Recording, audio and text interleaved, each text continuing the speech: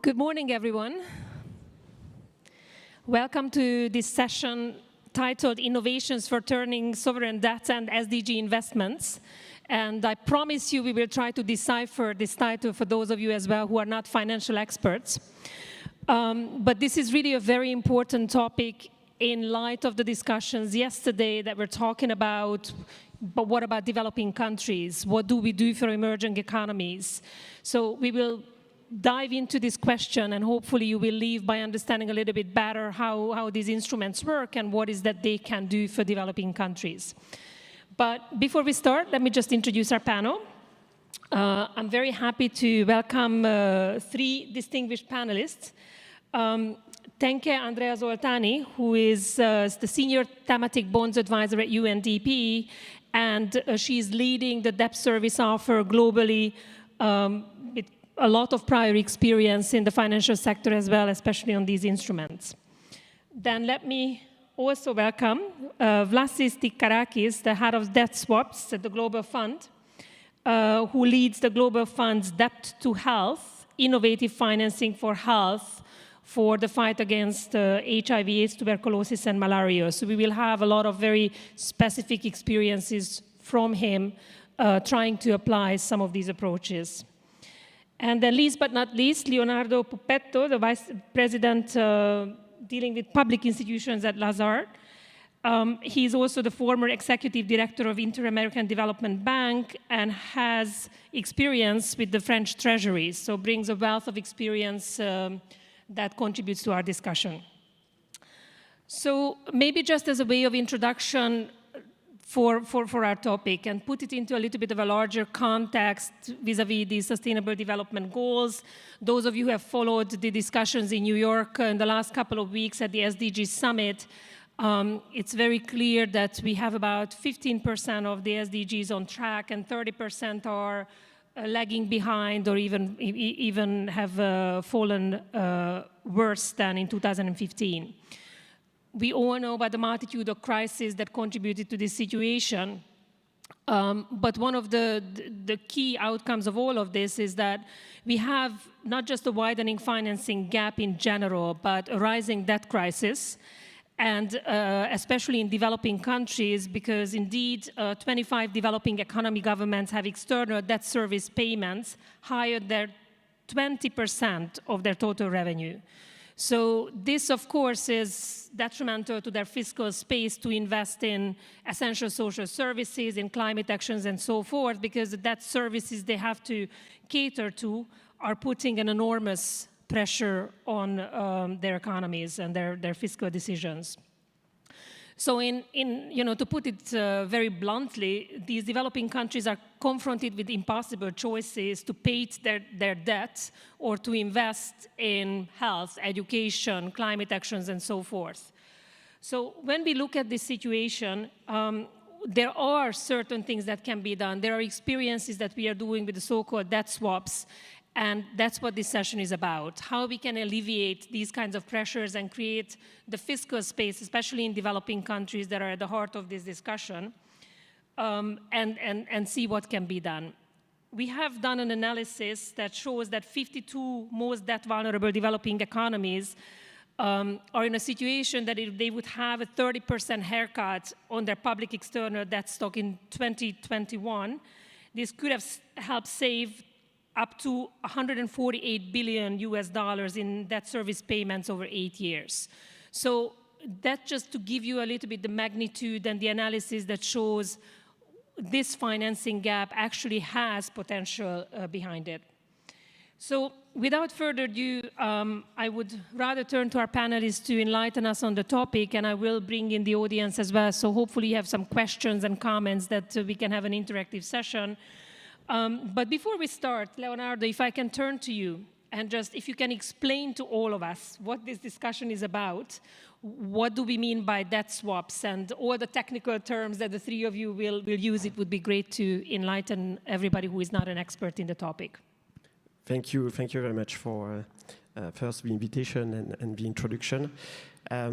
So indeed, we are going to discuss about debt swaps.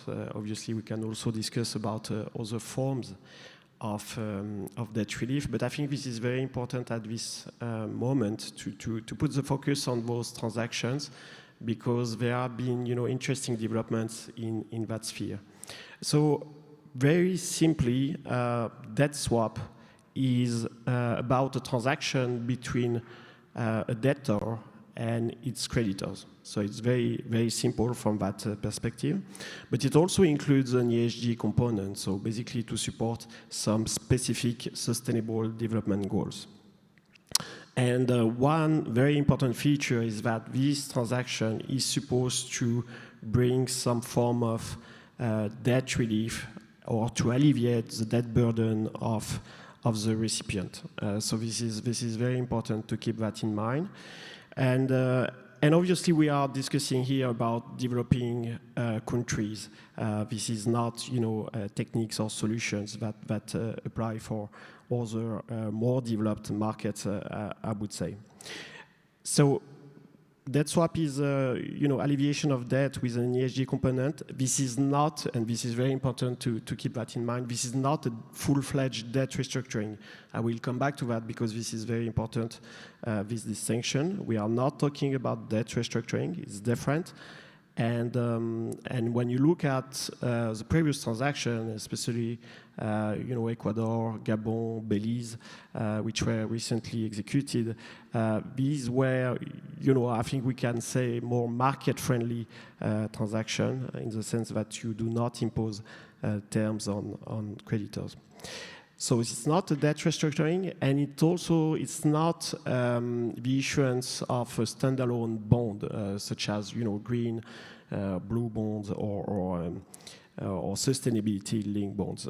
So it's really this combination of alleviation of the debt burden plus ESG component and the liability management transaction, which is called debt swap. So I hope it's clear now. Thank you very much. So maybe just to build on that, if you can put it in the perspective of your experience, if you can give us an example of how these debt swaps actually helped alleviate debt burdens. From your experience and the financial institution's perspective, how does that work?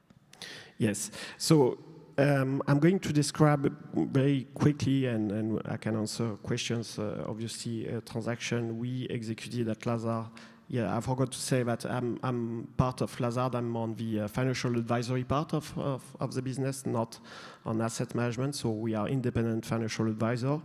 And I'm part of the sovereign advisory group based in Paris. And in that setup, we advise the government of Ecuador on a debt swap transaction. I think it was the largest debt swap executed so far. This is a very interesting one. We were not alone, advising the government and supporting this endeavor. You have multiple stakeholders typically to implement debt swap, and I will come back to that in a second. So this transaction was executed a few months ago. It was supported by US DFC, so this is the US body to support the private sector in developing countries, which insured a bond that was privately placed in the market. And with that bond, the government of Ecuador was able to buy back some of its outstanding Eurobonds. And the beauty, I would say, of this transaction is that those Eurobonds were trading at a very significant discount. So in buying back those bonds, the government was able to reduce its external debt stock. So it was really massive, because I think the insurance from USDFC was around $650 million. And with that new debt, the government was able to buy back more than $1.6 billion of its Eurobonds. So if you do the calculation, you do the math, you will see that the reduction in the external debt stock of Ecuador as per this transaction is around 1 billion, which is massive. So we had the US DFC, which actually, and I think it will also make sense to dedicate part of this session also to discuss about, who's involved in those transactions, who is actually bringing some support to execute those deals, because so far USDFC has been quite alone, I would say, and I think we really need to congratulate them on their effort to support those countries. So USDFC provided the bulk of the financial support to provide the PRI, and we also had the IDB, which provided a liquidity guarantee to ensure that we will get the maximum credit enhancement for the bond. So we basically credit enhanced the bond up to AA2, which is significant for Ecuador, whose rating is single B triple C plus. So it's a significant credit enhancement, and this allowed obviously the government to issue at very long term with a very affordable rate. And so on top of getting an external debt stock reduction, it also generated a lot of fiscal savings, over the lifetime of the instrument. And out of those savings, and this is also why USDFC is basically supporting those transactions.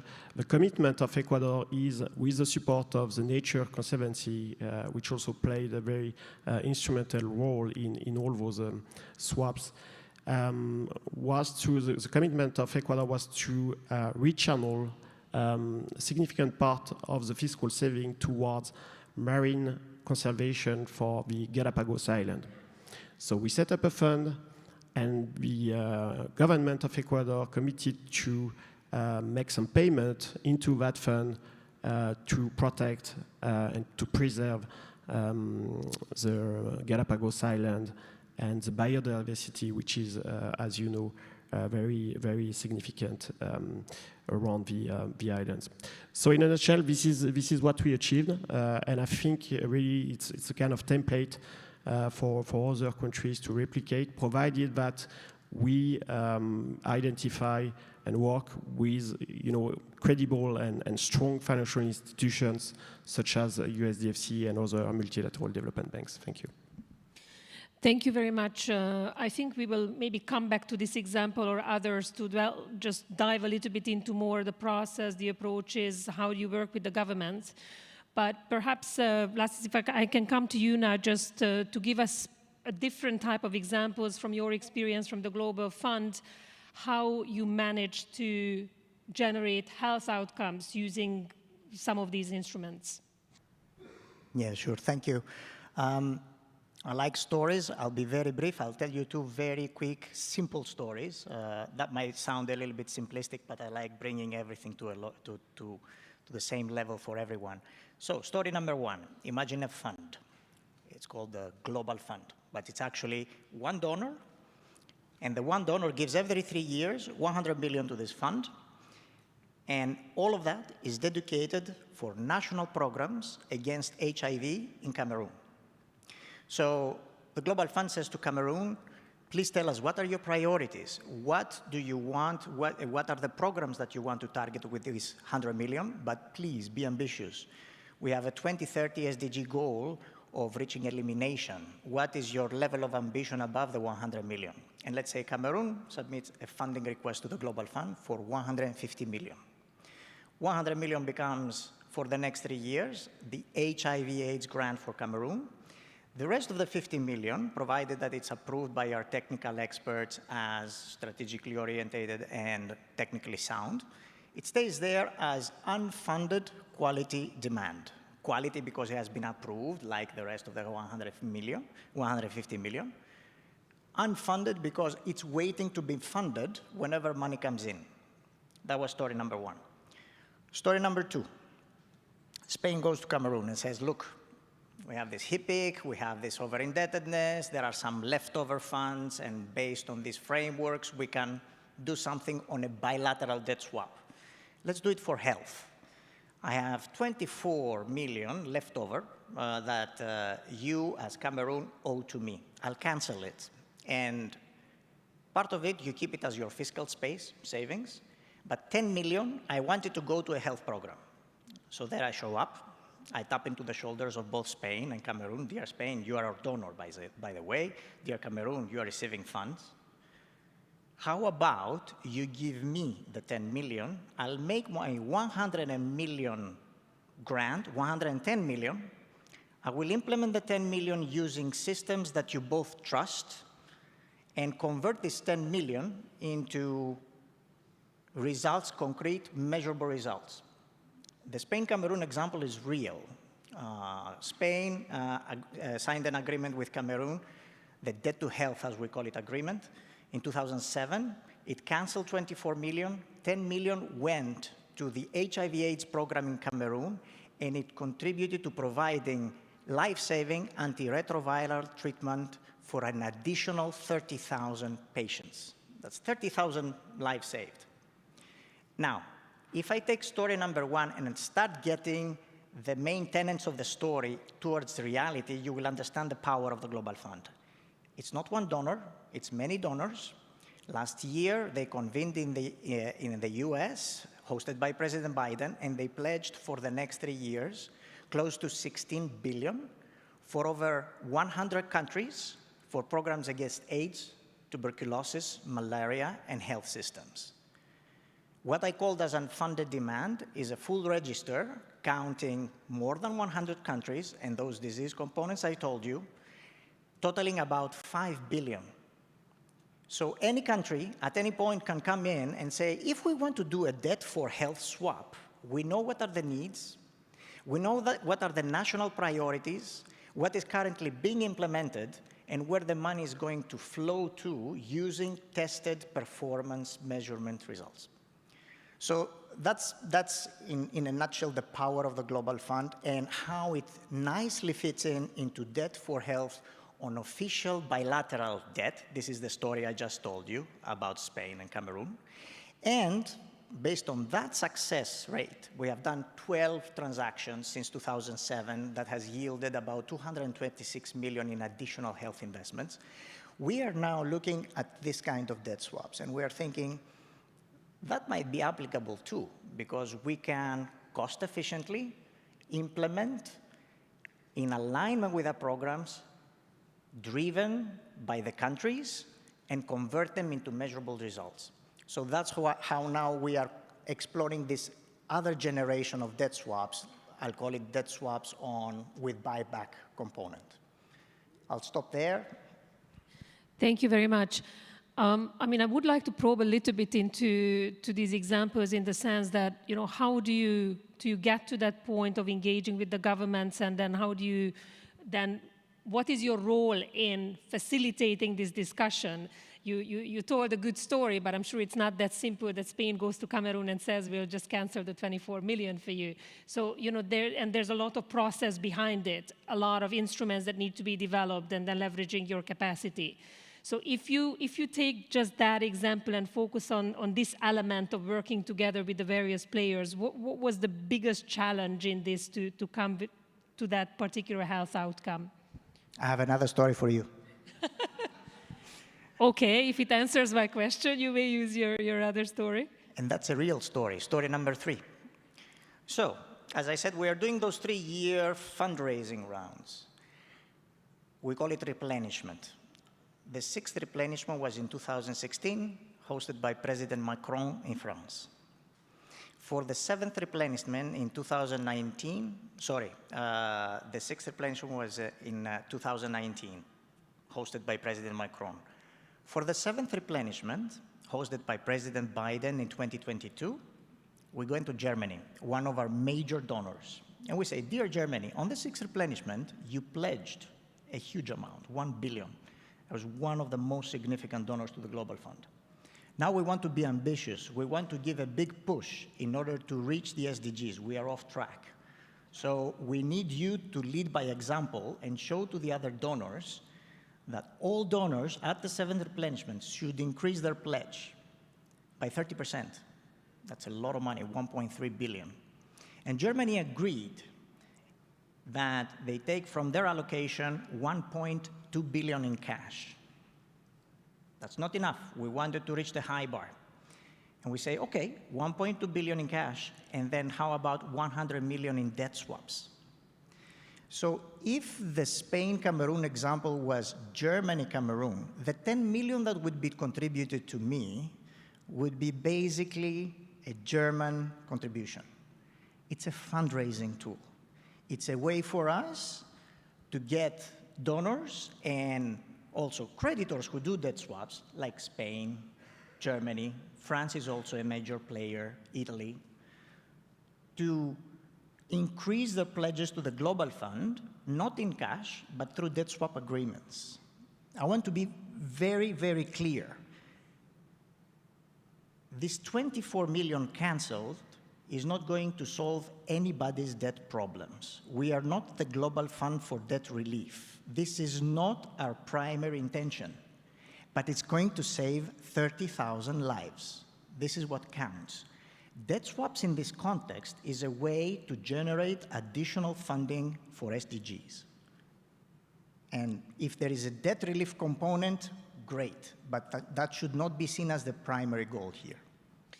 No, thank you. I think it's very clear that basically the role that the Global Fund can play and other organizations can play are very essential, because the bilateral relationships may not drive to these particular outcomes, and we need other players, other actors of the ecosystem that can come in to nudge the processes towards it, to offer the capacity building, the support to actually being able to apply these instruments. So, you know, UNDP 10K, I think, is kind of in this space of providing this advisory capacity and providing some of the solutions. The focus is mostly on thematic depth. So how does that fit into this picture, and what does UNDP do in this space? It's hard to tell a better story than Vlasis's, but I think we have one in terms of the scale achieved. So when we talk about thematic debt, it really is not all-encompassing, but we're looking at green bonds, now blue bonds. There's a new guidance on what a blue bond is, on social bonds and on sustainability bonds, and more recently sustainability-linked as well. So our world of operation is really quite broad, but the thematic and ultimately the outcome is the SDGs. So what we are trying to do is really deliver results at scale when it comes to SDGs. The way we do that is by making sure that the frameworks that these countries developed, so we're talking about sovereign debt, sub-sovereign to some extent, but really looking at public finance, making sure that those uses of proceeds, so where the 1.5 billion is going, or the 870 million in the case of Uzbekistan, or 750 in the case of Mexico, are going towards the SDGs. So it's quite a broad universe. It's SDG linked, SDG focused, and to date we've delivered about 14 billion in thematic debt. That's inclusive of Sukuk, particularly in Indonesia. Thank you very much. I think you still have a lot of thoughts around the challenges, the risks, and how we can work with policymakers to make this work. But I would like to take just a pause here to bring you all in and see if you have any comments or questions, so that we don't just go on with the session and potentially lose you in this process. So anybody who would like to come in with any questions or comments? We have a couple of people here. If you can have the microphone here, please. Hello, everyone. Delfina Lopez Fregido here from IUCN, working on Finance for Nature. I have one question. I've been doing work around debt for nature swaps, so it's one application of debt conversions. But I'd like to know, because in many conversations I came across the issue of the competition, the potential competition of debt for nature swaps with debt relief, which is a completely different discussion and at a very different level. So I was wondering if you have any insights or opinions or even concerns about how to balance these two. I see debt for nature swaps or conversions as part of the toolbox, but at the same time, there may be a need for debt relief. I don't see it competing, but that's what I saw in various conversations. Thank you. Thank you. Maybe we can take just right next. Hi, my name is Ishan, and I'm from the Center for Finance and Development from the Graduate Institute. My question, because you mentioned, Aggie, about the SDG Summit, is more towards how the coronavirus pandemic and its accompanying economic and social impacts when factored into the equation of debt, have pushed the SDGs back to the extent that we're now looking at a 62-year delay to achieve our SDGs till 2092. And that is a huge pushback. So what is it that the panel could give us insights on that particular topic? Thank you. And I think I saw a third hand somewhere nearby. Let's just take 3 and then come back. Can you stand up, please? Thank you. Joseph Naim, Capital. Sorry, it was actually a follow-on question on pandemic preparedness. So in terms of looking at the debt swaps, as opposed to just funding for equity, but also looking at the insurance markets and how to emulate mobilizing the insurance mechanisms for unknown challenges as opposed to the known ones that you've done a great job mobilizing capital for. Thank you. Thank you very much. So maybe if we can start with the one on the toolbox, you know, how is debt swaps fit in the toolbox with other instruments and other processes?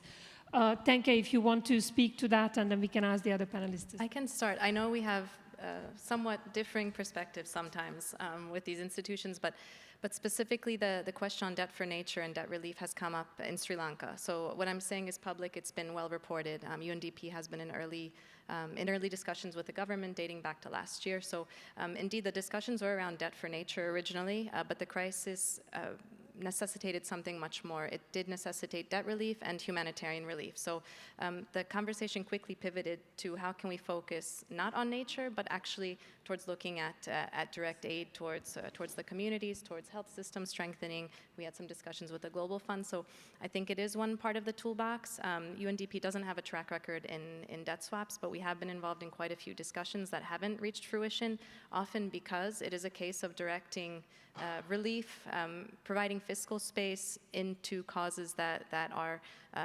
potentially more urgent. So I think that's certainly one part of the toolbox, but it's a very long, protracted case, and often the needs are more urgent on the humanitarian front. Thank you. Leonardo, you want to add? Yes, thank you very much. And I think your question is really critical because indeed there are some confusions depending on the interlocutors and how the debate is framed. So to me, this is very different because when the debt is not sustainable, sovereign debt is not sustainable, if you wanted to implement a debt swap, you will have, and the kind of debt swap we implemented in Ecuador, for instance, you will have to identify a lender or guarantor keen to provide some financial support to this, specific debtor. But the debt is not sustainable. Let's imagine the debt is not sustainable. So it's very difficult to have this conversation, and reach out to, multilateral development banks, DFIs, and to try to secure some financial support on top of the existing debt. Because, even if it is a liability management transaction and you will swap the debt, it is still, an issue for a lender to lend to a country whose debt is not sustainable. You have policies in place in those institutions that are explicitly saying you should not lend to countries whose debt is not sustainable. So this is why, it's to me, this is not a solution for debt restructuring. And also, you have a question around the size of financial support you will need. When you look at Sri Lanka or other countries which have, significant euro bonds that need to be restructured, to buy back those bonds, you will have to get, very large guarantee, a very large new lending. What kind of lender will be able to provide such, very large-scale financial support? It's very difficult to see. So this is why I think this is important to have this distinction between debt restructuring and debt swap. I know there is one transaction in Belize which was, a bit in between, and this may create some confusion, but I think this is because the Eurobond at this point was quite limited. I think it was 500 million Eurobond that was, part of a debt swap, and which could have been considered also as a debt restructuring. But this is a separate case. I think what we need to keep in mind in the framework of this discussion is really that those two processes are distinct. Thank you. Vlasis, perhaps you can add to this, but also address a little bit the pandemic impact question that we had from the audience. Yes, first on the competition issue, I will just echo the points because let's go back to the simple example. Spain cancels 24, Cameroon gives me 10, and I will increase the grant. If Cameroon is in default and doesn't have money to pay the basics, it's not going to give me, it doesn't need a debt swap of my definition. It needs debt relief. So it's very clear cut. And of course, this is not what the Global Fund says. It's the creditors that say that. They cannot do this kind of instruments there. Just also to touch upon that, to note another thing. Sometimes it has been quoted as the Global Fund is in competition with other themes for debt swaps. And I want to make very clear here that the more players in this sector, whether it's education, health, SDGs, whatever, we are very excited to see UNDP very involved. We have seen ICRC issuing also a white paper on debt swaps. The Global Partnership for Education is diving into debt swaps right now. The more actors, the better. It's really important. And then on the pandemic, of course, the Global Fund actually, as soon as the pandemic hit, we went out on an urgent call to our donors, and we got around 4 billion additional funding to give to our countries in order to protect them and to protect the gains against the onslaught of COVID. And at the same time, from me from the angle of the debt swaps, I very much welcome clauses that are being negotiated currently and are being proposed for more and more players, whereby a debtor has the right to stop payments in case of a natural disaster. And I really hope that it's going to be extended as a clause to pandemics and many other risks, because this should become standard practice in loan terms. Thank you very much. And I think just going back to these questions of the impact of the crisis, and actually multiple crises, I mean, at the end of the day, everything is a trade-off, and there is a certain fiscal space, and governments need to manage within that. So as you said, if there's no space to pay back, there's no point in these discussions. So, you know, within that context, maybe Leonardo, I can come back to you and talk a little bit about the considerations that, in your view, policymakers should have when they are thinking about the write-offs, the swaps, and other instruments. What are the key policymaker decisions or considerations that need to be factored in to be able to go forward with these instruments? Yes, thank you. So first, I mean, you know, there is this distinction between debt restructuring and debt swap. We already talked about, but again, this is very important. You have another aspect of this conversation, which is liquidity. And when you look at, you know, developing markets, sub-Saharan Africa, and even Africa as a whole, we know that, you know, the outstanding euro bonds, you have, you know, quite significant bonds that are maturing over the next 2 years, 2024, 2025. And this may, you know, create some challenge for those countries to refinance their bonds. Now, their debt is maybe sustainable, and they may just face, you know, liquidity issue because the interest rates are increasing. We have inflation.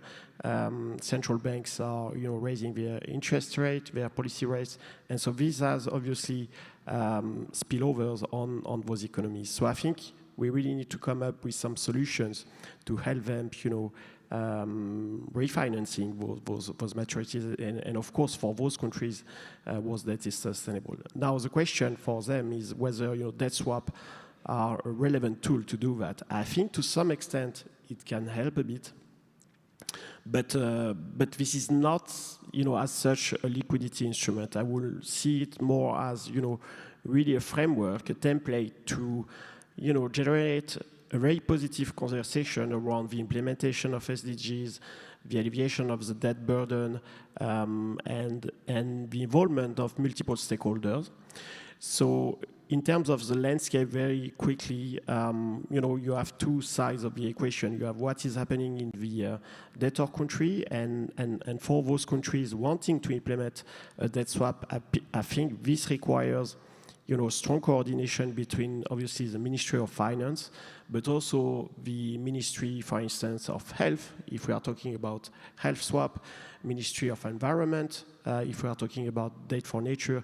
And this kind of dialogue is very important. I'm sure UNDP, is very well aware of, the need to have this conversation happening between Ministry of Finance and Ministry of Development, so Health or Environment. These are technical operations also, so I think at some point, for the international community, that will make sense also to offer some kind of technical assistance. This was already mentioned, to really help countries interested in implementing those transactions to move forward. Now, on the creditor side, you also have some ongoing reflections. I think this is public, but for instance, the World Bank is thinking about, the instrument. Does it make sense or not? Do we need to provide guarantees or other instruments to support those countries? Because as I said before, so far only the USDFC has really, come forward and providing very, important financial support. So I think there is a need to have this conversation, around creditors and highly rated international financial organizations. This already started. We had in France a summit, a Global Financing Pact Summit, organized in June by the French president and other leaders, and I think it was quite useful in terms of making progress around those discussions. Thank you very much. So when we look at this picture of the interactions between the different sectoral ministries and the overall approach of policymaking, so UNDP works in the space of supporting governments and other players who are taking a role in these processes.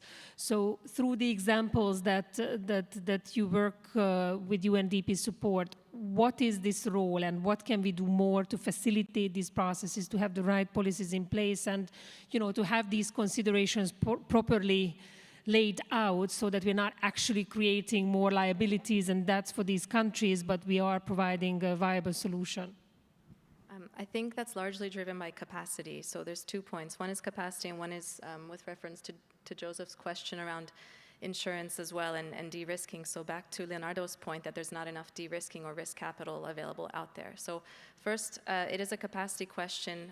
As UNDP, we work with a number of banking partners, such as Citibank and others, on delivering trainings directly, most often to the ministries of finance, but often other line ministries. And some of my colleagues are in the audience today who have had extensive experience doing this, particularly in sub-Saharan Africa. And this capacity building exercise, bringing in partners, talking about everything from the macroeconomic landscape to the processes to structure an issue have been quite valuable. And at the same time, that's capacity that's passed on from administration to administration. At the same time, we can't pitch capacity and talk about these instruments if the risk capital is not in the room, and often that is the problem. So especially for least developed countries, now more and more in fragile contexts, in very risky environments, the risk capital isn't there. So part of what we have discussed, and I know the Global Fund has explored this as well, is the role of insurance.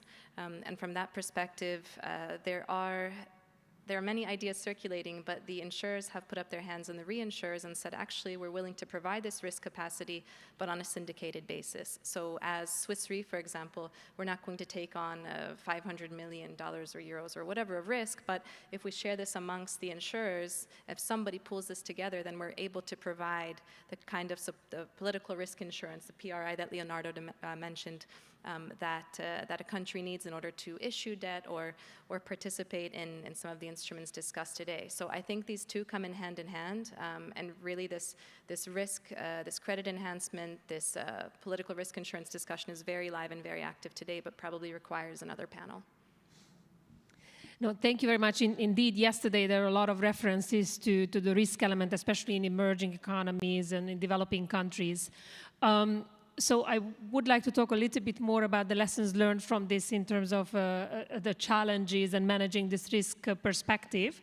But perhaps the audience has more questions or comments before we move on to that topic.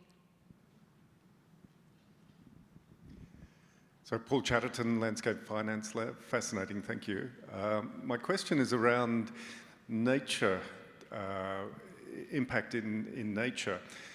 We heard from the Cameroon health case how leveraged investment allowed a very transformative action in that area. What are you seeing are the opportunities for that with nature, where nature risk is rising dramatically? Are there opportunities for repaying action to prevent and mitigate natural impacts and to restore natural habitats? Thank you very much. We have another question in the middle here, if you could have a microphone.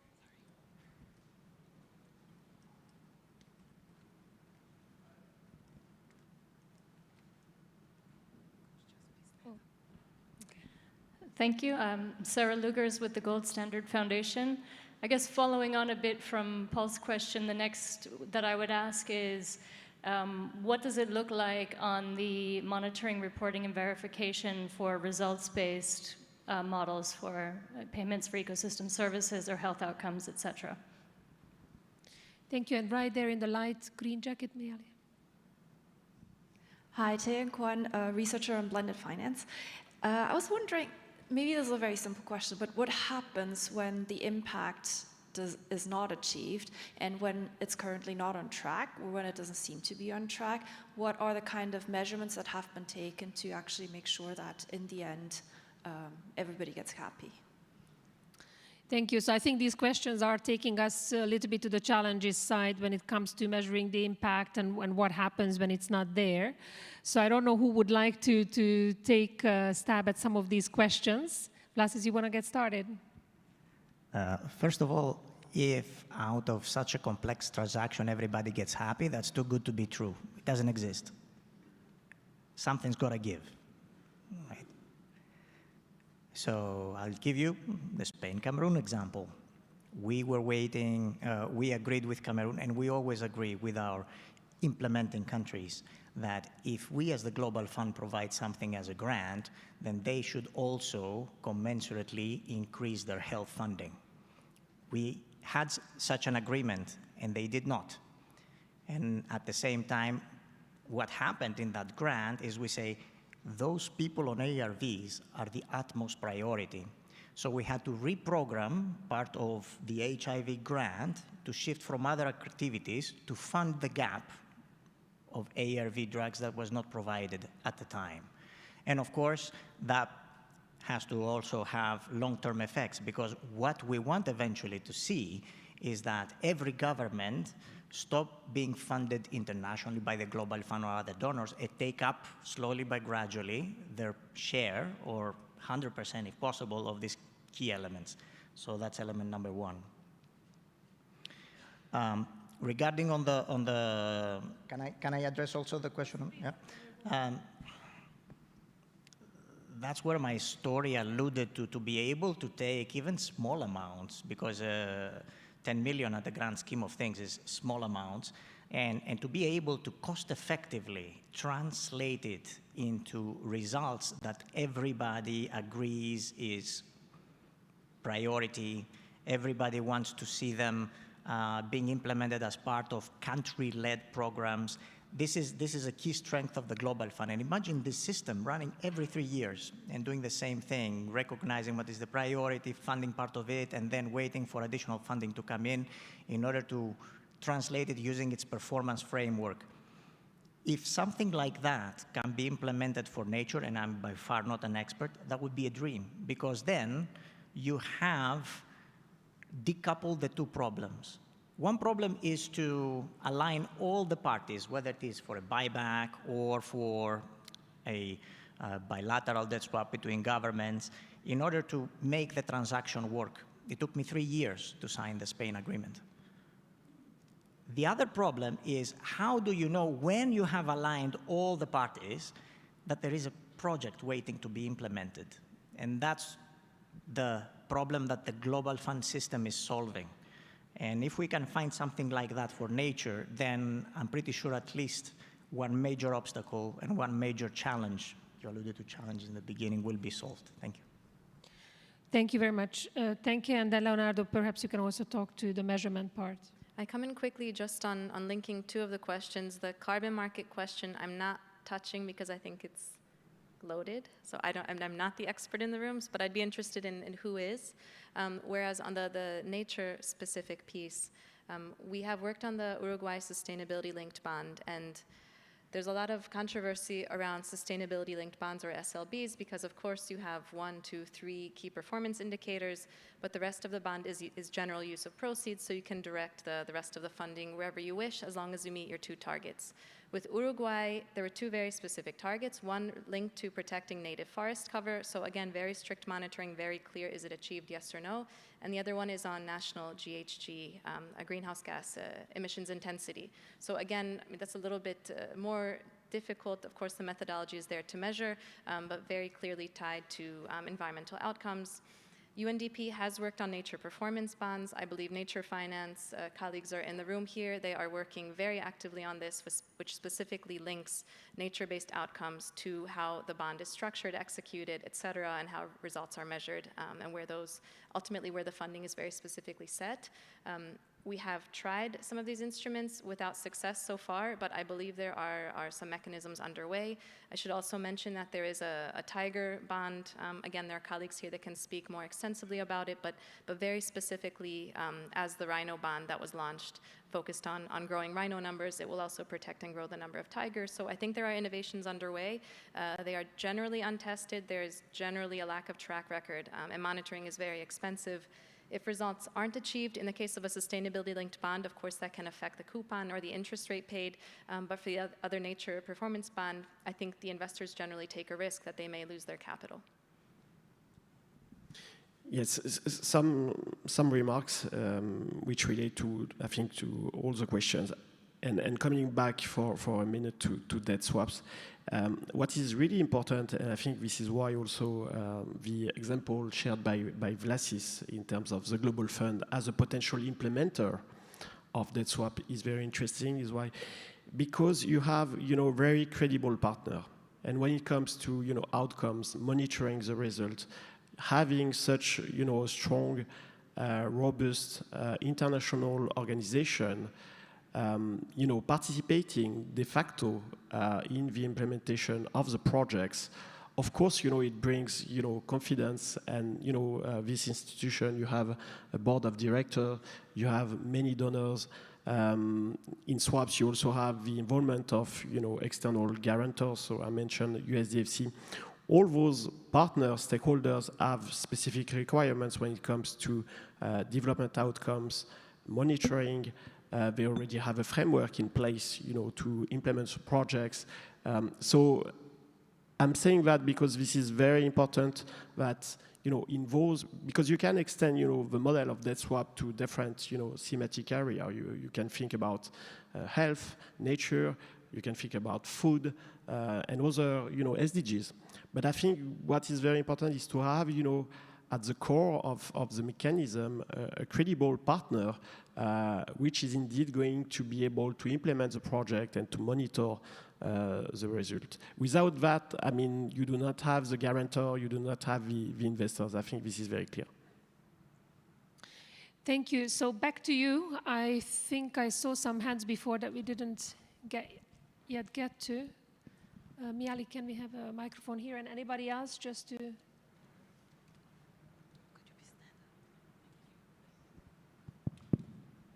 Hi, this is Leonie Novak from Credit Suisse, which is now UBS. Thanks for the panel discussion. It's very exciting.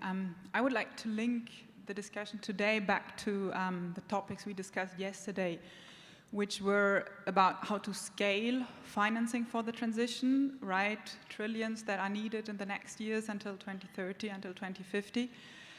And also the topic of the risk premiums paid by developing countries for their debt, which many people said are still too high. And so 2 questions to the panel. One is about scaling the kind of transactions you talked about. I understood that, for example, the Ecuadorian transaction would not have been possible without guarantees provided by public actors, right? The US and the IDB guarantee. So where do you see the market for, or the transaction structure of such deals in 5 or 10 years from now? Is it still public actors, or can we effectively shift this more to the private sector, insurances that you mentioned? That's question number one. And the other one is just, do you have any view on whether these deals could contribute to lowering the cost of funding for developing nations going forward? Thank you. Thank you very much. A perfect question, because that would have been my next set of topics to the panel, but we'll just take one more here and then we'll go back to the panel. The lady here, Miali. Thank you. Hi, I'm Saloni. I'm a second-year master's student in economics. My question is, basically, we've talked about insurance related to political risk, but recently there's natural risk as well. And I think Barbados recently introduced this like safety valve clause in their bonds, which if there is a natural disaster, basically they will not pay back their bond, which is a very forward-looking policy from their intent, because obviously you will not be able to pay back your debt if there's a natural disaster. It's a very small island state. But at the same time, that makes that bond less desirable for creditors. So as an international organization or as a fund, how do you facilitate that gap between what the creditor wants versus what the debtor wants? And how do you ensure that there's still a transaction in that case?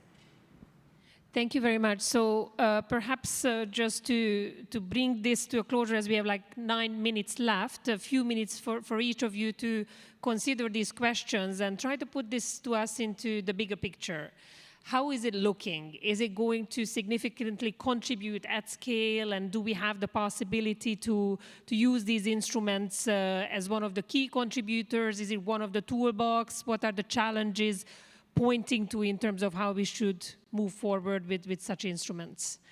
Leonardo, you want to? Yeah, I can try. So far, indeed, these have been more bespoke, I would say, transactions, on an ad hoc basis, and because we had the relevant partners, we were able to execute. Looking forward, for instance, if you look at what the IMF said recently, they published a blog post saying, well, why don't we use, the SDR allocated to, through the Resilience and Sustainability Trust, which is this new vehicle at the IMF, to do, exactly what we did in Ecuador and in other countries to support the countries buying back their debt. And it is public. It was signed, I think, by the managing director of the IMF. So this potentially, I don't know what the IMF is thinking about that, but will be an option, to take those transactions, to a different scale, obviously. So that will be, obviously a possible way forward, provided that. And we did not, and it relates to the question on the pricing. You need to find, to do those swap on the market debt, you need to find Eurobonds that are, trading at a discount. And we have a specific, market as of today because, we had a period when bonds were issued at very low rate, including in developing countries. And with the increase of the policy rates of the largest central banks and some form of risk aversion, we have seen the price of those securities really, going down. And so this is, we have a window of opportunity, I will say, to do those swap now. I don't know, for how long it will last, but this is true that now there is a window of opportunity to do that. So it's also related to the question of scale. And the last question, which also fit what you wanted us to address in terms of the future, I think this is indeed very important to have this conversation a bit more organized between international financial institutions. Without USDFC, it would not have been possible to lock such very interesting benefit for Ecuador and other countries, because obviously if countries buying back their own debt, it happens every day. You have a country doing a liability management exercise, it issues debt and then it buy back some of its outstanding debt. This is liability management. What is interesting here is that you have an external party providing a guarantee to lower the cost of the new debt. And this is what is really making sense. And so it can restore market access, you can extend the maturity, which will not have been accessible otherwise. So you have all of those parameters to take into consideration. And having a more organized discussion, including the biggest, largest multilateral development banks, on top of very important DFIs such as USDFC, is, in my opinion, very, very important. Thank you. So, Tenke, if you can also pick up on this, but perhaps if you can also address this, following from Leonardo's answer, the role of the different partners and the partnerships, what are needed, and what are the challenges there of having the right entities around the table for solutions. Sure, and that goes to the question from Credit Suisse, actually. Credit Suisse approached UNDP about a number of very challenging countries where they were looking to execute debt transactions, but we're looking for that de-risking mechanism. And indeed, we tried. We tried with some of your colleagues. We reached out to the insurance market, and this was sort of where this idea was born for syndicating risk for challenging countries that would like to issue debt but can't do so sustainably, or really having trouble accessing capital markets. So it's a very clear role for the private sector and for insurers. So again, it's something that is, I think we will see it, maybe not in the next couple of weeks, but certainly within the next year, I would anticipate. And it's one way to reach scale and also one way to support developing countries. I think the role of partnership is, of course, essential. I mentioned we have 14 billion plus in track record now, which is very unique. I think amongst the institutions on stage today, we're probably leading this in terms of our different instrument types that are supported, but it's a way of bringing us all together. And I think we are trying to work together both with Lazard and, of course, the Global Fund, and we'll continue to do so. So I would encourage the audience to reach out as well if they have something that we can collaborate on. Yeah, from my perspective, I would say seeing how the Global Fund addresses specific needs, either if the creditor is Germany or Spain, or if it is the investors in a buyback operation. I would like to see this kind of strengths of the Global Fund being applied also to other themes, so that when investors or creditors say, yes, I would like to do a debt swap, they choose among the different options, and then they go with the implementer that they trust. And the specific strength here is that you tell me the amount, and I would tell you what we are expecting, what are the programs that need funding, and what is the results that we are expecting to achieve. And then I will provide you with strong fiduciary systems, implementation, monitoring, auditing, in order to provide all the reassurances for you. It would be a dream to see a Global Fund for themes. Doesn't need to be one organization, but maybe it would be a role for a private sector player to help, whether it is an investor or a creditor, to wade through the system of the ecosystem of development and say, okay, this organization can provide you this kind of reassurances if you are interested in education, if you're interested for food security, climate change, and so on. Thank you very much. So I think we're getting to the end of this session. And the fact is that an average low-income country is paying 3 times more on debt service payments than, for example, on social assistance. So we heard now that these instruments and approaches can work. The question is how to scale them up and how to have the right partners around to convene, facilitate, advise, and bring the expertise necessary to essentially structure the processes the right way. So thank you very much to our panelists, and I hope that you have learned something new, and also that those of you who are in a position to contribute to these discussions and partner on such solutions, that you reach out to different institutions, and we can of course continue to work together on these issues. So with that, thank you very much to the three of you, and thank you for a wonderful audience and for your questions and very spot-on comments that helped us dive into this topic a little bit more in depth. Thank you very much.